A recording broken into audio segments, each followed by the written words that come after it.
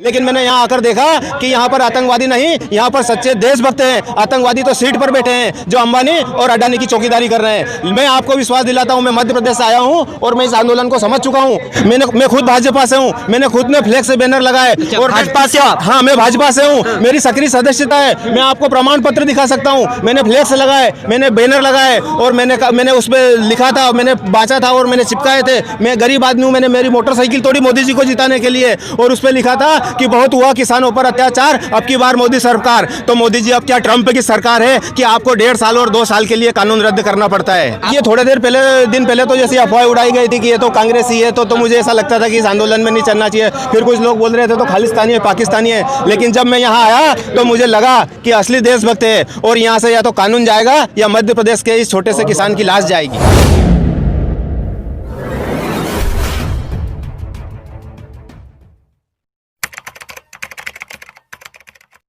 मैं परमानंद हूँ और कहाँ से आए हो? मध्य प्रदेश के उज्जैन संभाग के आगर जिले से आया हूँ, छोटे से गांव बगावत से हूँ। हाँ, कृषि जो मंत्री हैं नरेंद्र तोमर जी ने 1.5 साल के लिए कानून को रोका है, हाथ की वापस लेने के लिए नहीं कहा है, 1.5 साल के लिए कानून को रोकने के लिए कहा। उस पर क्या कहना? ये सारी बेवकूफ़ बनाने वाली बात है और हमको 7 साल से बेवकूफ़ बनाया जा रहा है, सिर्फ आज ही नहीं। तो हम ये चाहते हैं कि जब तक कानून वापस नहीं होगा तब तक हम यहाँ डटे रहेंगे। और लेकिन सरकार तो वापस लेने की कोई बात ही नहीं कर रही। सरकार को वापस लेना पड़ेगा। बच्चों की तरह नहीं समझेंगे किसान, ये बच्चे नहीं रहे जो इनको समझा दिया जाए 2 चॉकलेट देकर।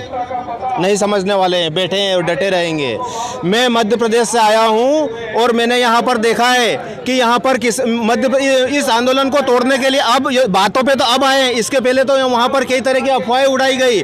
मध्य प्रदेश में बोल रहे हैं कि यहाँ तो खालिस्तानी है, पाकिस्तानी है, चीनिस्तानी है। लेकिन मैंने जब यहाँ पर आकर देखा तो मैंने देखा कि आतंकवादियों के हाथ में तो गोला होता है, बारूद होते हैं, बंदूक होते हैं। लेकिन यहाँ तो किसी के हाथ में लस्सी थी, किसी के हाथ में पोया था, किसी के हाथ में लड्डू था, किसी के हाथ में क्या था। लेकिन मैंने यहाँ आकर देखा कि यहाँ पर आतंकवादी नहीं, यहाँ पर सच्चे देशभक्त हैं। आतंकवादी तो सीट पर बैठे हैं जो अंबानी और अडानी की चौकीदारी कर रहे हैं। मैं आपको विश्वास दिलाता हूँ, मैं मध्य प्रदेश से आया हूँ और मैं इस आंदोलन को समझ चुका हूँ। मेरी अफवाहें सब खत्म हो गई है और मैं आपको विश्वास दिलाता हूँ कि या तो कानून वापस जाएंगे या यहाँ से लाश वापस जाएगी।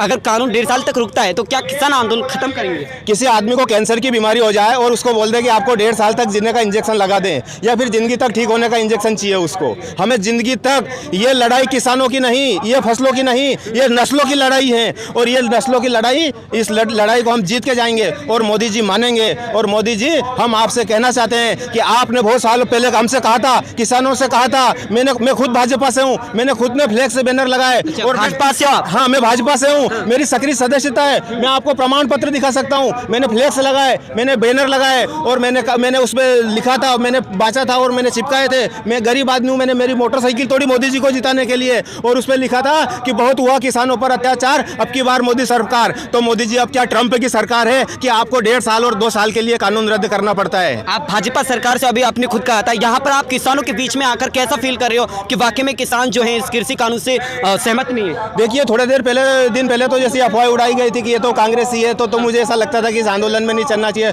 फिर कुछ लोग बोल रहे थे तो खालिस्तानी है, पाकिस्तानी है। लेकिन जब मैं यहाँ आया तो मुझे लगा कि असली देशभक्त है और यहाँ से या तो कानून जाएगा या मध्य प्रदेश के इस छोटे से किसान की लाश जाएगी। लाइव कुछ नहीं चल रहा है, सिर्फ हम किसानों को बेवकूफ़ बनाने का काम चल रहा है। और ये बेवकूफ़ बनाने का काम अब किसान इस चीज़ को समझ गया है। सरकार ये सोच रही है कि किसान इस कानून को समझ कैसे गए। अब जब किसान इस कानून को समझ गए हैं तो सरकार को ये कानून वापस लेना पड़ेगा।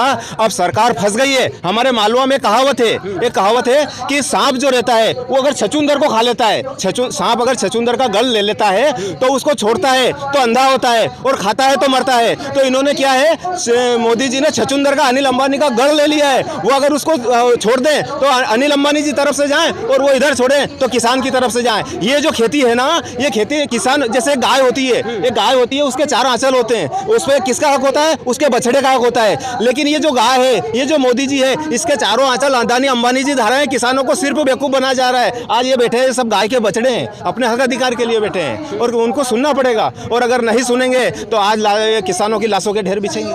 किसानों की लाश पे अगर वो राजनीति करना चाहें तो करें। कृषि मंत्री जी ने ये कहा है कि 1.5 साल के लिए कानून को रोका जाएगा, उसके लिए क्या बात रखना चाहोगे? कल वार्ता में क्या कोशिश करना पाओगे? देखिए, अगर मेरे को कोई डॉक्टर आके ये बोले कि आपको ताकत का इंजेक्शन लगाएं, मैंने कहा नहीं मेरे को ज़रूरत नहीं, आपको ज़बरदस्ती लगाएं। तो ऐसा क्यों लगाएं जब मेरे को ज़रूरत ही नहीं है तो क्यों लगाएं? और इनके ऊपर कौन सुपर पावर है जो ये बात पे बात कर रहे हैं और किसान की बात नहीं सुन रहे हैं? इनको सुनना चाहिए। जब तक कानून वापसी नहीं और जब तक कानून वापसी नहीं, या तो कानून वापसी या लाश वापसी एमपी जाएगी, नहीं तो नहीं जाएंगे, डटे रहेंगे। तो लगातार किसानों का कहना है कि जब तक कानून वापसी नहीं, जब तक घर वापसी नहीं। लेकिन अब ये फिलहाल है जो कल वार्ता होनी है, अब इसे युद्ध किया जा रहा है कि क्या कल जो बैठक होगी कुछ ना कुछ समाधान निकल पाएगा या नहीं। कैमरामैन आकाश सागर के साथ मैं समीर खान, डीएम न्यूज़ के लिए। तो लगातार किसानों का कहना है कि जब तक कानून वापसी नहीं, जब तक घर वापसी नहीं। लेकिन अब ये फिलहाल है जो कल वार्ता होनी है, अब इसे युद्ध किया जा रहा है कि क्या कल जो बैठक होगी कुछ ना कुछ समाधान निकल पाएगा या नहीं। कैमरामैन आकाश सागर के साथ मैं समीर खान, डीएम न्यूज़ के लिए।